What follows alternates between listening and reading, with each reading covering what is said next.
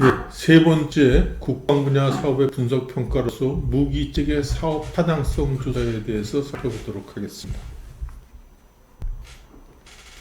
목차를 살펴보면 사업 타당성 조사 개요, 조사 단계별 내용으로서 사업 개요 및 연구 이슈, 소요 분석, 사업 추진 계획 분석, 예산 적절성 분석, 정책성 분석, 결론 이런 순입니다.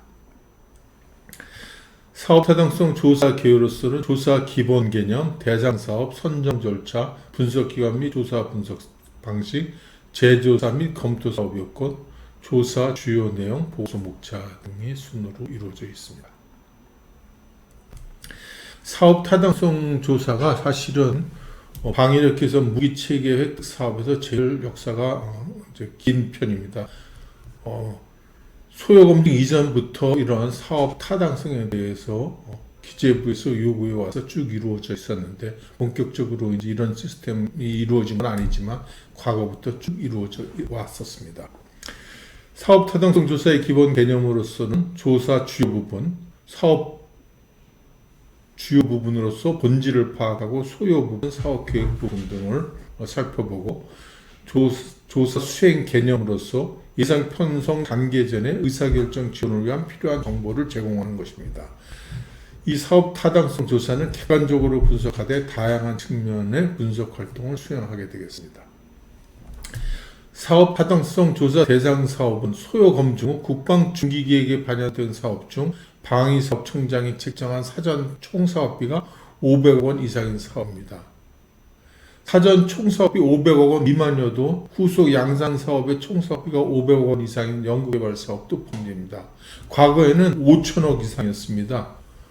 그래서 워낙 무기체계 가격이 몇천억, 조 이상 단위이기 때문에 5천억 이상이 또 상당히 많은 사업 대상인데, 일반 재정사업과의 형평성 유지하기 위해서 500억 사업 이상으로 해서 조사 대상이 대폭 확대되었습니다. 사전 타당성 조사 선정 절차는 방위사업청장, 방사청장이 기재부 장관에게 사업 시행 전전년도 6월까지 사업 타당성 조사를 요구합니다. 시급하거나 불가피한 사유가 있을 때, 북한이 어떤 것을 공격해가지고 어떤 무기체계가 급히 필요할 경우, 이런 경우 사유 발생 시점 다음 연도에 신규 예정사업에 대해 사업 타당성 조사를 요구할 수 있습니다. 방위사업청장이 기재부에 사타 대상 사업 목록을 제출하게 되는데, 이때 이 사업 사전 타당성 조사를 하는 한국국방연구원, 국방연, 즉 카이다하고 협의를 조정할 수가 있습니다. 사업 타당성 조사 선정 절차로서 기획재정부 장관은 방위사업청장하고 협의해서 9월 말까지 대상 사업을 선정해가지고 그 선정 결과를 10월 15일까지 카이다에 통보합니다. 카이다는 전반기, 후반기 나눠서 연구를 수행하는데, 전반기는 전년도 1월에서 8월, 후반기는 전전년도 9월에서 다음 년도 3월까지 구분하여 분석하고, 사업 타당성 조사 분석 기간은 약 8개월이 되겠습니다. 사업 타당성 분석 기관으로는 한국국방연구원, 카이다가 하는데, 카이다 조사 분석 방식은 내부 과제하고 외부 위탁 과제로 추진합니다. 위탁 과제는 공개 경쟁 선정이 원칙이고, 총 사업비 5천억 원 이상일 경우는 연구진의 산업 및 경제 관련 연구기관 종사자를 포함하도록 되어 있습니다. 사업 타당성 재조사 및 검토 사업 요건을 보면, 대조사 및 검토 사업 필요성은 기존 사타 연구 결과에서 수정 또는 추가 검토 필요성이 있어서 기획재정부가 요구했을 경우라든지, 획득 환경 변화로 기존 연구 결과를 따르기 곤란한 경우, 즉 주요 원인으로서는 ROC가 변경된 경우라든지, 획득 여건이 변화해서 사업 추진 전략이 변경된 거, 또 예산 물가가 상승하던가 제한가가 상승 등 이런 경우가 되겠습니다. 즉 검토 대상 사업을 보면 총 사업비 대비 30% 이상 사업비가 증가했거나, 직전 단계 대비 20% 이상 사업비가 증가했거나, 소요가 확 줄어가지고 30% 이상 감소한 사업인 경우가 되겠습니다. 이 사타의 조사 주요 내용을 보면은 사업 개요 및 연구 이슈, 소요 분석, 사업 추진 계획 분석, 예산 적절성 분석, 정책성 분석, 결론 이런 순으로 되어 있습니다.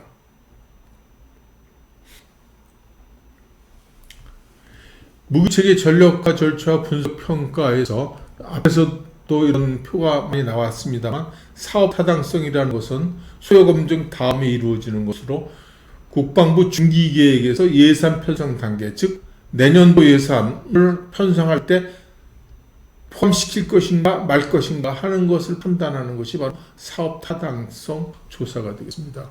예산에 직접 편성한다는 뜻에서 기획재정부가 매우 민감하게 생각하는 부분입니다.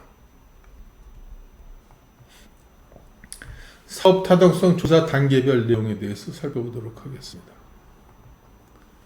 사업 개요 및 연구 이슈로서 사업 및 무기체계 소개입니다. 사업 소개는 사업 개요, 추진 방법, 사업 추진 경위 및 사업 예산이 포함되어 있고, 해당 무기체계의 소개에서는 이해와 분석을 위해 필요한 내용이 기술되어 있는데, 자료로서는 합동 군사 전략 능력 기획서라든지 소요군의 중장기 전력 수요소, 연구기관의 선행 연구 결과 등이 자료가 되겠습니다. 소요 내용으로서는 수요 제기 필요성으로서 소요 결정 문서, 사업 추진 기본 전략에 근거해서 기술을 하고, 편성 및 운영 개념에서는 해당 무기체계로 어떻게 싸울 것인가, how to fight에 대한 생각과 관념이 포함되어 있습니다. 작전 운영 성능, ROC는 무기체계의 운영 개념을 충족시키는 성능 수준과 능력을 지시하고, 소요량으로서는 가급적 사단, 부대 등 구체적으로 상세히 기술하도록 되어 있습니다. 현 실태는 현재 상태 as is와 미래 to be를 설정하는 것을 해가지고 비교하게 되어 있고, 현 무기 운영 상태는 어떻고 노후도는 어떻고 이 무기의 기술적 발전 추세는 어떻고 수명 주기는 어떤가를 고려하게 되어 있습니다. 군사력 건설 방향 및 단위 전력 증강 방향과의 부합 여부, 타 전력과의 중복 여부, 대체 수단이 있는지 이런 것들이 현 실태에 포함됩니다. 주요 연구 이슈로서는 개요, 배경, 경위, 선행 연구 결과, 추진 전략 등에서 주요 이슈를 도출합니다. 다른 대안을 도출하는 것을 검토하고 또는 사업 위반도 검토합니다. 사업 타당성 조사 단계별 내용입니다. 소요 분석입니다. 물론 앞에 소요 검증에서도 나왔지만 이 소요 분석이 중복되는 감이 있습니다. 그렇지만 일부 중복되는 것이 있지만 몇 년이 지난 시점이고, 또 어떤 경우에는 소요 검증을 거치지 않은 무기도 있을 수 있습니다. 소요라는 것은 군이 요구하는 부족 능력을 의미하는 것으로, 점검 방법으로는 표준화된 점검 항목 검토를 통해서 판단하는데, 점검 항목이라는 것은 이 무기체계의 발전 추세, 적 위협, 현용 무기체계의 수명 주기라든지 노후 교체 소양 등 이런 것들을 보고, 또 예산 획득 환경, 전장 환경 적합성, 대체성, 보안성, 상호 운영성, 과학적 소요 산출, 기반 확보 등 이런 점검 항목의 점수를 통해서 판단합니다. 또 소요 조정 사항을 분석합니다. 조정 사유로는 적 위협이 평가가 변동됐는가 하는 것과 군 구조 개편, 즉 국방 개혁의 변화라든지 발전 추세의 변화 등이 조정 사유가 되겠습니다.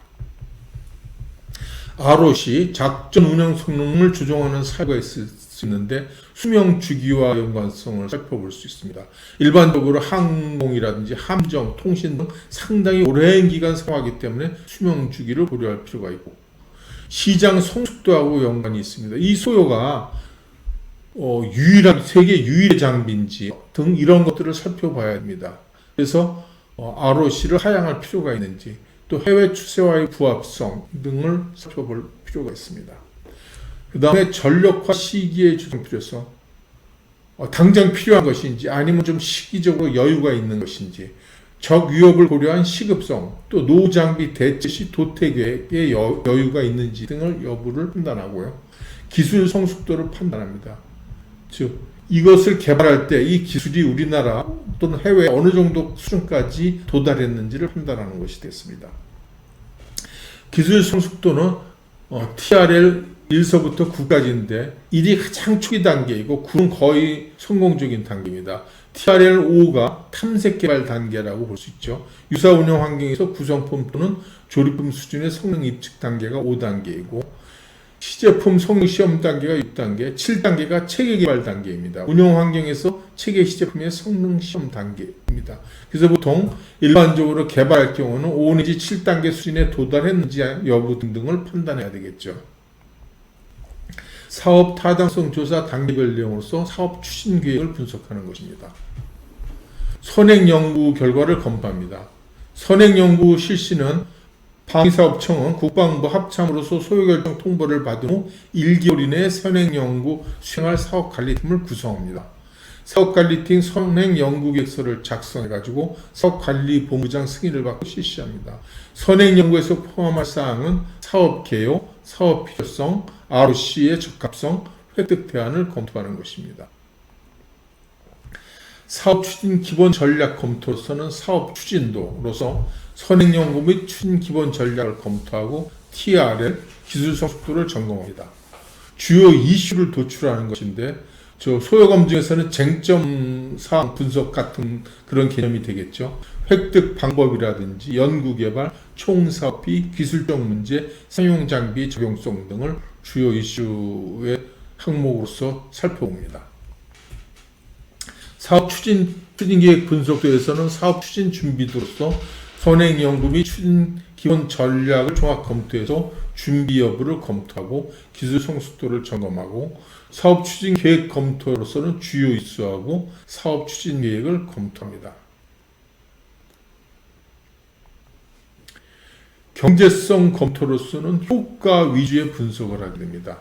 경제성 검토는 비용 대 효과 분석이지만 비용은 예산 쪽에서 예산 적절성에서 다루어지기 때문에 경제성 검토에서는 효과 위주의 분석을 하게 됩니다.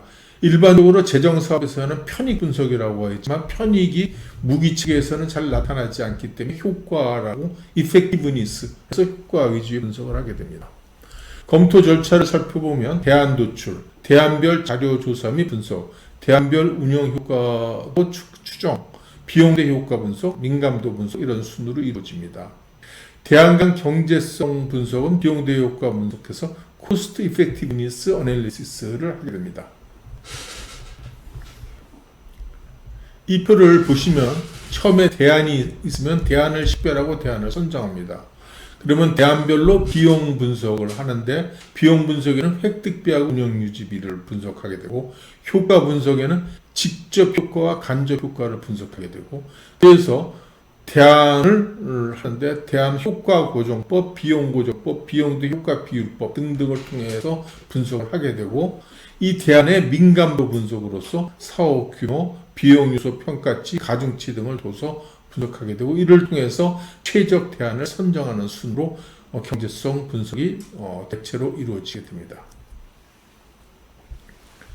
효과 분석 방법은 다중속성 의사결정법에 의해서 무기 측의 획득과고 관련된 모든 고려 요소를 파악하고 요소별 가중치를 부여하고 평가치를 산출해서 종합 점수를 산출하는 방식으로 이루어지게 됩니다. 효과 분석 구조를 보면은 구조 설계는 직접 효과와 간접 효과로 구분하고 이 요소별 가중치를 주어서 산정하게 됩니다. 직접 효과라고 하면은 그 무기 체계의 전투 효과, 운영 효과인데 워게임 모의 평가를 통해서 이루어지게 됩니다. 물론 워게임이 안 되는 경우는 정상적이라든지 기타 방법으로 판단하게 되겠죠. 간접 효과로는 기술적 파급 효과라든지 경제적 파급 효과, 정치 외교적 파급 효과, 국방 기여 효과, 개별 목표와의 부합성, 사업 위험도 등등이 간접 효과로 포함되게 됩니다. 민감도 분석으로서 비용 및 효과 추정 자료의 불확실성을 내포하고 모형 파라미터가 불확실 시 변화 가능성에 따라 결과가 어떻게 민감하게 변화하는지를 측정하고 또 직접 효과가 간접 효과보다 중시되는 측면에서 민감도를 분석하게 됩니다. 다음으로는 예산 적절성 분석에 대해서 살펴보겠습니다. 예산 편성 구조 및 내역을 파악합니다. 예산 산출 근거, 과정, 방법론 등 적절성을 파악하고 비용 분석 방법론을 활용합니다. 비용 분석이라는 것은 무기체계 각종 비용 방법을 추정해서 획득하여 운영하고 도태할 때까지 총 발생 비용인 수명 주기 비용, 라이프 사이클 코스트를 추정하는 것입니다. 일반적으로 획득하는 비용하고 이걸 획득해서 운영할 때 드는 운영 유지비로 구성되어 있습니다. 크게 무기체계 획득에서는 연구 개발을 통해서 하는 경우가 있고 국외에서부터 구매하는 경우가 있습니다. 연구 개발 비용에 있어서는 획득비, 즉 연구 개발비와 양산비가 포함되고 운영 유지비로서는 인건비, 소모품비, 외주 용역비, 직접 지원비, 간접 지원비가 포함됩니다. 국외 구매 비용으로서는 획득비는 연구개발 사업의 연구개발비는 없지만 양산비에 대응하는 구매비를 추정하고 운영유지비는 관련 업체에 국내 운영 조건을 제공하여 주요 비용 발생 항목의 자료를 획득해서 비용을 산출하게 됩니다.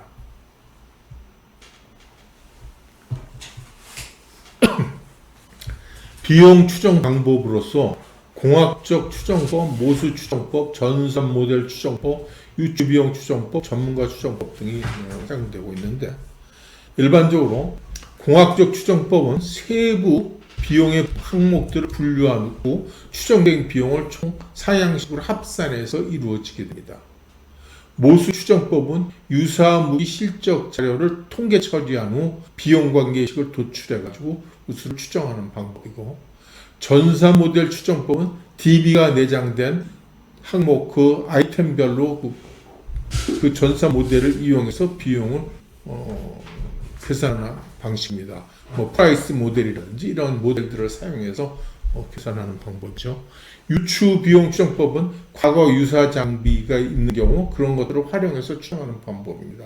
이런 것들이 여의치 않을 때 전문가들에 의해서 비용을 추정하는 전문가 추정법도 있습니다. 비용 분석 수행 절차를 살펴보면 분석 대상 및 범위를 식별하고 방법론을 설정한 다음에 비용 분석 구조를 설정하게 됩니다.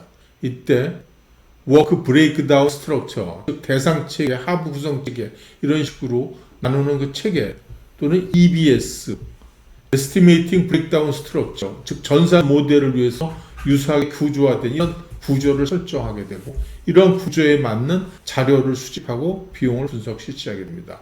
그러한 다음에 보완사항을 식별하고 수정하고 타당성을 검증한 이후에 최종 비용 분석 결과를 도출하게 되고 예산의 적절성을 검토하게 됩니다.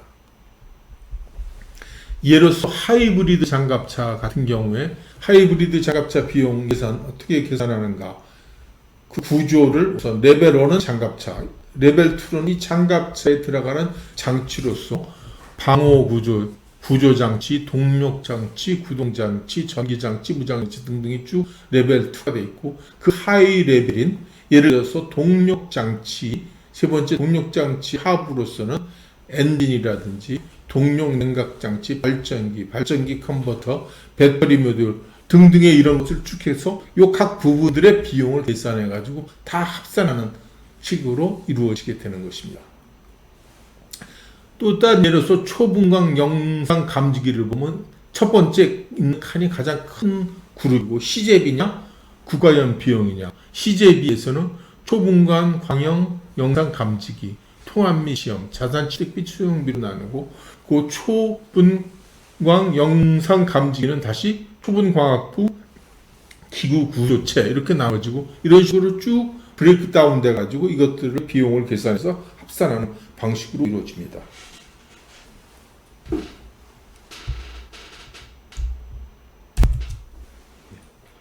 다음은 정책적 분석에 대해서 살펴보도록 하겠습니다.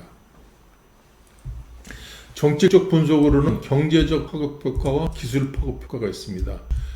경제적 파급효과는 일반적으로 산업 연관 분석을 실시하게 됩니다. 그래서 생산 유발 효과, 고용 유발 효과, 부가가치 유발 효과 등을 살펴보도록 하는 것이죠. 그리고 기술 파급 효과로서는 스핀오프하고 스핀온 이런 효과들을 계산되면은 이런 효과들을 살펴보는 것입니다. 그리고 무기체계를 통한 절충교육 효과가 있습니다. 국외 도입으로 대정부 간 구매로서 FMS 방식에 통해서 무기를 구매하게 되는 경우에 이 경제성을 검토하게 되는 것입니다. 이때 외화 절감한다든지 방산 기반을 유치한다든지 기술 이전 효과 등의 효과를 얻을 수 있습니다. 그렇지만 이러한 절충교육의 부정적 효과도 있습니다. 이게 시장 논리에 의한 것이 아니기 때문에 비효율성이 있을 수 있다든지 사업에 지연이 된다든지 한 그런 단점이 있을 수 있다 하는 점입니다. 그리고 이 무기체계의 이러한 사업은 방산 수출의 확대로 이루어지기도 합니다. 그 방산 수출의 비중도 점차 확대되는 과정에 있습니다. 마지막으로 결론 및 정책적 제언입니다. 결론 부분에서는 사업 추진을 할 것인가, 아니면 조건부로 추진할 것인가, 아니면 사업 추진을 재판단해야 될 것인가 하는 것이 있고, 정책적 제언으로서는 중기 예산의 적절성 여부가 제시됩니다. 또 그리고 익년도 예산의 필요성, 꼭 익년도에 이 사업을 태워야 되는가 하는 것의 여부가 있을 수 있고요. 비용 절감 방안으로서 입찰 방식의 변경이라든지 사업 기간의 단축 등을 제안하게 됩니다. 정책적인 고려 사항으로서 정책적 분석에서 제시된 사항 중 사업 추진 관점에서 고려할 사항 등을 기술하게 됩니다. 마지막으로 여태까지 우리가 검토했던 그 사업들을 한 가지 표로 정리해봤습니다. 전력 소요 검증, 즉 무기체계 획득에 있어 초기에 이루어지는, 즉 군이나 합참에서 이루어진 소요를 국방 중기계획에 반영하기 전에 이루어지는 전력 소요 검증이라는 파트가 있었고, 이것이 이루어지면은 다음에 예산에 바로 실을 것인가 안 실을 것인가 하는 것이 바로 사업 타당성 검토, 이 부분이 방위력 개선 사업에서 이루어지는 것입니다. 이런 것들은 전력 소요 검증은 1,000억 원 이상이고 사업 타당성은 500억 이상으로서 2011년도에 시작되었고, 전력 소요 검증은 국방부에서 이루어지고 예산 태우기 바로 직전에 사업 타당성은 기획재정부가 하고 있습니다. 이에 반해서 무기체계가 아닌 전력을 운영하는 데 드는 사업, 무슨 건설을 진다든지 부대에서 필요한 일반 무기가 아닌 전력 유지를 위한 그런 사업들을 위해서는 사전 타당성을 하도록 되어 있습니다. 이때는 중기계획 및 예산 반영을 위해서 300억 원 이상이 사업이 대상이 되겠죠. 주로 건설 부분이고, 뭐 병원을 짓는다든지 리모델링을 한다든지 이런 부분들이 해당되겠습니다. 2014년도에 국방부에 의해서 시행되었습니다. 이러한 것들을 수행하는 기관으로서는 한국국방연구원의 그 연구 부서들이 되겠습니다. 전력 소요 검증은 소요 분석단, 사업 타당성은 획득 사업 분석단, 사전 타당성은 재정 분석단에 의해서 이루어지고, 중점 분석 내용은 우리가 살펴봤듯이 통합 소요 검증은 통합 소요 검증하고 개별 소요 검증으로 이루어지고 있고, 사업 타당성은 전반적으로 소요 사업에 대한 추진 전략, 예산, 정책성 이런 것들이 검토되고, 사전 타당성에서는 일반 재정 사업의 예타하고 똑같이 이루어지되 다만 작전성 분석이라든지 기술성 분석이 포함된다는 점이 차이가 되겠습니다. 이상으로 국방 사업의 분석 평가에 대한 안내를 마치도록 하겠습니다. 감사합니다.